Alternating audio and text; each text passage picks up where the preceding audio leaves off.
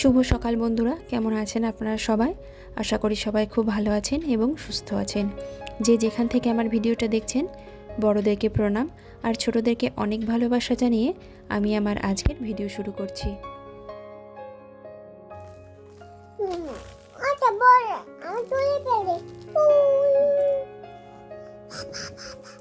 বাবা, তোমার জামাতেটা আবার ভুগারি নাকি?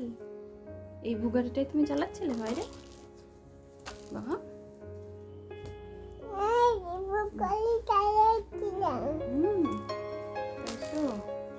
সোনাবাবা তো এই ভুগারিটাই চালাচ্ছিল। একটা জামা গায়ে ঠিক হবে না, সব জামা গা দিয়ে খুলে খুলে। এই যে কোথায় যাবে? নিচে মামুনির কাছে। মামুনির কাছে গিয়ে কি করবে? মামুনির কাছে গিয়ে বোকা বোকা করবে, তাই? একটু আতা কাছে বলো তো, একটু বলো। জনি জনি খোকা গেল মাছ ধরতে, ক্ষীর নদীর ছিপ নিয়ে গেল, মাছ নিয়ে গেল। তোমার নাম কি? তোমার নাম কি বলো? আমার নাম কি বলে না। তোমার নাম? আমার নাম চিনান। চিনান। তোমার বাবার নাম কি? পুনাম। পুনাম। তোমার নাম সিনান আর তোমার বাবার নাম পুনাম, তাই? তোমার বাড়ি কোথায়? দমকলে। দমকলে? দমকলে তোমার বাড়ি, তাই? তোমার বাড়ি কোথায়? দমকলে না, কি বললে বলো, আর একবার বলো। পলাচি পালা। হ্যাঁ, বাহ, গুড বয়। আমি তাই পলাচি পালা। তাই? তোমার বাড়ি পলাশি পাড়া, ডিগবু ডিগ ডিগ ডিগ ডিগ ডিগ। তাই? ওরে বাপ, তুমি কি দিয়ে ভাত খাবে আজকে? আলু বেড়া দে। আর পটল বাটা দে। আর কি খাবে? কি খাবে? আর মাছ খাবে না চিকেন খাবে? কি খাবে? বন্ধুরা, যারা এখন আমার পরিবারে এসেছেন এবং আমাকে দেখছেন, আপনাদের কাছে আমার অনুরোধ, আমার এই ছোট্ট পরিবারটিকে আপনাদের যদি ভালো লাগে তাহলে অবশ্যই আমার চ্যানেলটি সাবস্ক্রাইব করে পাশে থাকা অল বেল বাটনটা প্রেস করে দেবেন আর একটা কমেন্টের মাধ্যমে জানাবেন যে এই ভিডিওটা আপনাদের কেমন লেগেছে। আমি সাধারণত lifestyle blog, baby care and baby food related video বানাই। তাহলে চলুন এবং সঙ্গে থাকুন আর পুরো ভিডিওটা দেখতে থাকুন। পায়ে চপ্পলটা পরিয়ে দিলাম বটে, কিন্তু এই চপ্পল 4 থেকে 5 মিনিট পায়ে থাকবে, তার থেকে বেশি আর পায়ে থাকবে না। আমার সোনা বাবা নিচে এসেই আগেই চলেছে তার মামুনির ঘরে। বারান্দা থেকে আগে যখন উঠানে নামতো, নিচে নামতো, তখন বসে বসে সিঁড়িগুলোতে নামতো, কিন্তু এখন আর বসে বসে নামার প্রয়োজন হয় না, এখন দাঁড়িয়ে দাঁড়িয়েই টুকটুক করে নামতে শিখে গেছে। আর নেমেই আগে দেখুন বালতিতে কি রাখা রয়েছে উঠানে, সেইটাতেই আগে গিয়ে হাত। ওর জন্য উঠানে এখন কিছু আর রোদেও দেওয়া যায় না, সেই সব জিনিস নিয়ে ওর আগে কাজ পড়ে যায়। এরপর একটু জলখাবারে ডালিয়ার খিচুড়ি বানিয়ে দেব, তাই সব রকম সবজি একটু কেটে নিলাম।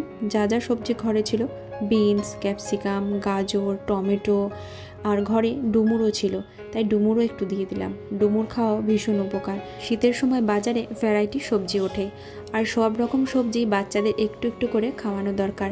আমিও সব সময় চেষ্টা করি আমার সোনা বাবাকে ডাল এবং সবজি এগুলো একটু বেশি করে খাওয়ার। মাছ, মাংস কিংবা ভাত এটা কম খাক, কিন্তু সবজি আর ডাল এগুলো একটু বেশি করে দেওয়ার চেষ্টা করি। শীতের সময় বাচ্চাদের ডায়েটে সবজিটা একটু বেশি পরিমাণে রাখা উচিত, কারণ শীতের সময় কনস্টিপেশনের প্রবলেমটা একটু বেশি পরিমাণেই হয়।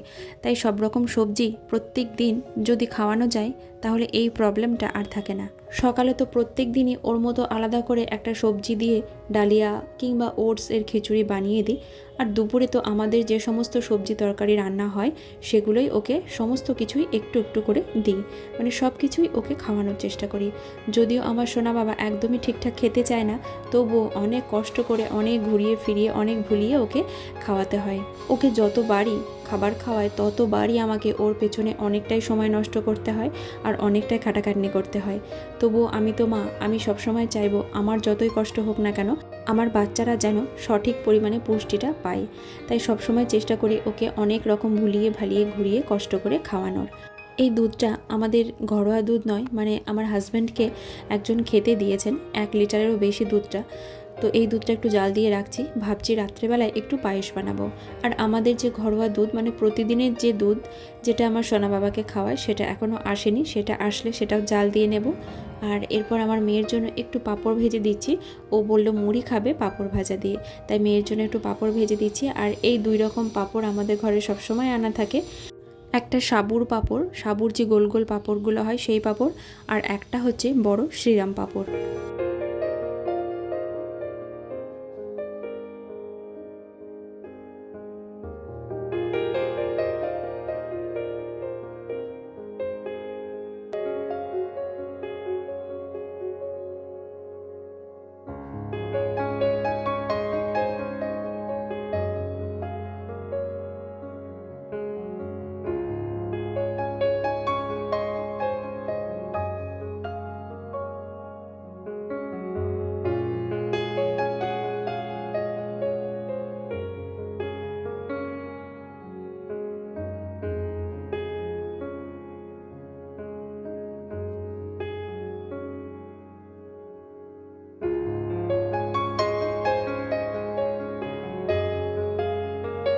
ওদিকে ছেলের খিচুড়িটাও হয়ে গেছে, আর একটা ডিমও সেদ্ধ করে নিয়েছি।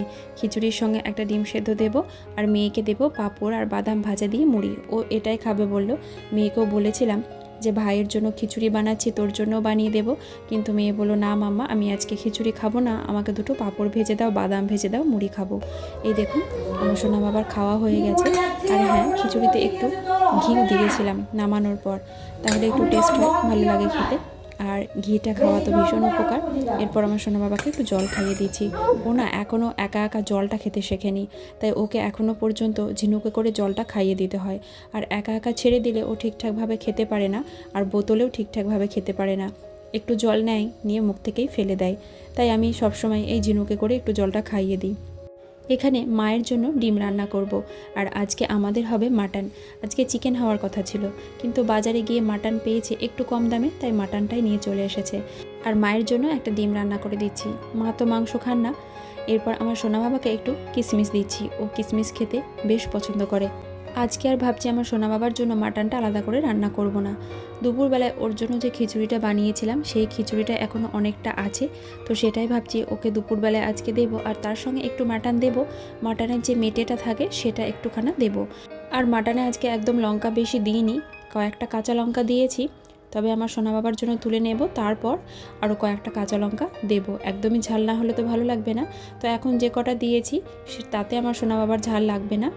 আর মাটনটা প্রেসার কুকারে দেব, ভালো করে কষিয়ে নিয়ে প্রেসার কুকারে দেব। ওদিকে মাটনটা আমি প্রেসার কুকারে দিয়ে এসেছি। এরপর আমার সোনা বাবার নখগুলো বেশ বড় বড় হয়ে গেছে, তো সেগুলো পরিষ্কার করে কেটে দিচ্ছি। ওকে এখনও স্নান করানো হয়নি, এরপর ওকে স্নান করাবো। আর আমার সোনা বাবার নখ কাটা মানে অনেক একটা বড় কাজ উদ্ধার করা। ওকে নখ কাটার সময় আমি চিন্তা করি কী করে নখগুলো কাটবো। এতটাই দুষ্টুমি করে, এতটাই নড়াচড়া করে, আর আমাকে একদমই কাটতে দেয় না, সমানে নীল কাটারটা হাত থেকে নিয়ে নেয়। তো ভীষণ দুষ্টুমি করে, তাই আমাকে বাধ্য হয়ে এই কাজটা করতেই হলো। এই দেখুন আমি ফোনটা সামনে দিয়েছি, ফোনে একটা ভিডিও চালিয়ে দিয়েছি, কার্টুন ভিডিও চালিয়ে দিয়েছি, আর ও সেটা বসে টুকটুক করে দেখছে। সেই ফাঁকে আমি ওর হাতের পায়ের সব নখগুলো পরিষ্কার করে কেটে দিলাম। তো আমি সাধারণত ফোন একদমই দিতে চাই না, কিন্তু বাধ্য হয়ে আমাকে সময়ে সময়ে একটু আধটু দিতেই হয়। যেমন ধরুন এখন আমি যে নখগুলো কাটবো, তো ও এত দুষ্টুমি করে, আমি নখগুলো একদমই কাটতে পারি না, তাই বাধ্য হয়ে আমাকে ফোনটা এখন একটু দিতেই হলো। ও দেখুন চুপচাপ বসে বেশ সুন্দর দেখছে, আর আমি টুকটুক করে নখগুলো সব কেটে দিলাম। তাই অনেক সময় আমাদেরকে বাধ্য হয়েই আমাদের বাচ্চাদের ভালো করতে গিয়ে অনেকটা খারাপও করে ফেলি। যেমন ধরুন এই যে ওর নখগুলো কাটবো, এতে ও প্রচণ্ড নড়াচড়া করে, দুষ্টুমি করে, এতে হাত কেটে যেতে পারে, একটা বিপদ হতে পারে। তো সেই কারণে ওকে শান্তশিষ্টভাবে বসিয়ে রাখার জন্য মোবাইলে একটা ভিডিও চালিয়ে দিয়ে চুপচাপ বসিয়ে রেখেছি, এবং ওর নখগুলো টুকটুক করে কেটে দিচ্ছি। তো এতে মোবাইলটা দিচ্ছি, এতে ওর একটু ক্ষতি হচ্ছে বটে, কিন্তু একদিকে ওর নখগুলো কেটে দিতে হচ্ছে। আর একটা কথা, অনেকে ভাবতে পারে বাচ্চা ঘুমানোর পর বাচ্চাদের নখটা কেটে দিলে ভালো হয়, কিন্তু আমার সোনা বাবার ঘুমটা এতটাই পাতলা, ও যখন ঘুমিয়ে থাকে ওর গায়ে হাত দিলে বা ওর হাতটা ধরলে ও সঙ্গে সঙ্গে ঘুম থেকে উঠে যায় বা ওর ঘুম ভেঙে যায়। তাই ঘুমিয়ে থাকলে ওর নখগুলো আমি আর কাটতে পারি না।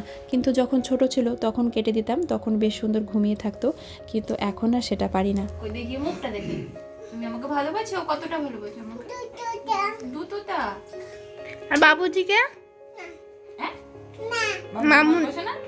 মামুনিকে, মামুনিকে, মামুনিকেও ভালোবাসো? দিদিকে, তাহলে কাকে ভালোবাসো? হুন, কাকে ভালোবাসো তাহলে? তাহলে তুমি কাকে ভালোবাসো বলো?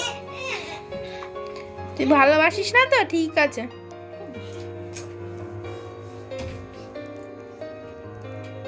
কি হচ্ছে ওটা? মশা ঢুকলো, মশা।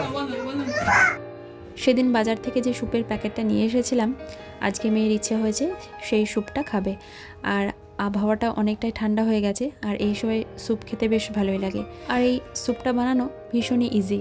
জলে মানে গরম জলে স্যুপটা দিয়ে গুলিয়ে নিলেই ব্যাস হয়ে গেল তৈরি স্যুপ। কিন্তু এটা খেতে খুব একটা টেস্টি নয়। এই স্যুপের থেকে আমরা ঘরে যে স্যুপটা বানাই সেটাই বেশি টেস্টি হয় খেতে। এই দেখুন মেয়েকে দিয়েছি, মেয়ের নাকি বেশ ভালোই লেগেছে। প্রথম প্রথম বললো ভালো লেগেছে, কিন্তু শেষের দিকে আর ভালো লাগেনি খেতে। তখন বলছিল মাম্মা আর ভালো লাগছে না। যাই হোক, ওর এই কেনা স্যুপটা খাওয়ার শখটা তো মিটলো। চলে এসো, চলে এসো, চলে এসো, এসো এসো এসো আমার কাছে এসো। এই দেখো, তোমাকে ড্রেস পরিয়ে দেবো, হাগিস পরিয়ে দেবো, চলে এসো। আর ক্রিম মাখিয়ে দেবো, দিয়ে ঘুমু করবে। এসো, জামাটা নেই, জামাটা, এই জামাটা পরবে, এসো। এই দেখো, এই জামাটা পরতে হবে, এই জামাটা। এসো।